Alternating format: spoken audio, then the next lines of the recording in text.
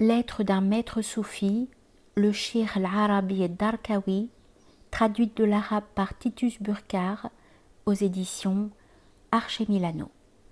Chapitre 37.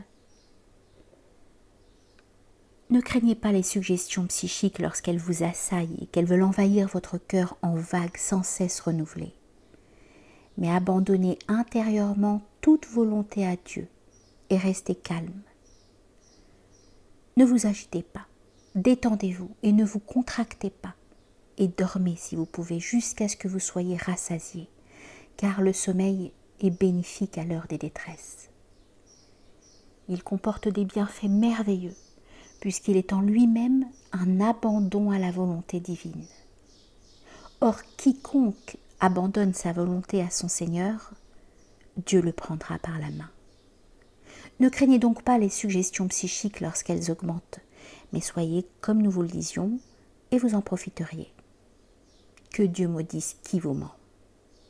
C'est par l'effet de ces tribulations que la conscience de l'unité s'établira dans vos cœurs et que les doutes et les imaginations vous quitteront.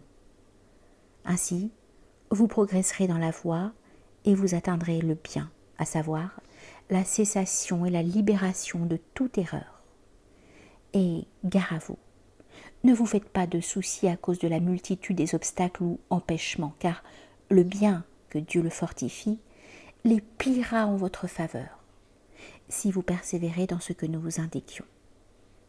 Un certain lettré me dit un jour, « C'est la concupiscence qui me nuit. » À quoi je répondis, « C'est elle précisément qui me fit du bien. Je suis comblé des bienfaits de Dieu et des bienfaits de la concupiscence, et par Dieu, je lui en saurai toujours gré. » Les hommes de la connaissance de Dieu ne fuient pas les choses comme les autres les fuient, car ils contemplent leur Seigneur en toutes choses. Les autres les fuient parce que la vision des choses existantes les empêche de voir celui dont l'existence découle. À ce sujet, l'illustre maître Ibn Ata'Illahi dit dans ses hikam, « Les dévots et les ascètes ne s'isolent de toute chose que parce qu'ils s'y trouvent retranchés de Dieu. S'ils le contemplaient en toute chose, ils ne s'en isoleraient pas. Et sachez que Dieu vous soit miséricordieux, que rien ne nous empêche de contempler notre Seigneur, sauf le fait de nous occuper des désirs de nos âmes.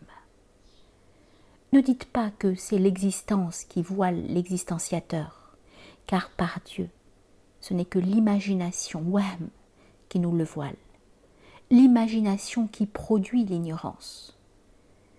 Si nous savions, elle nous conduirait à la science de la certitude, et la certitude arracherait nos cœurs et nos consciences intimes de la vision des choses éphémères.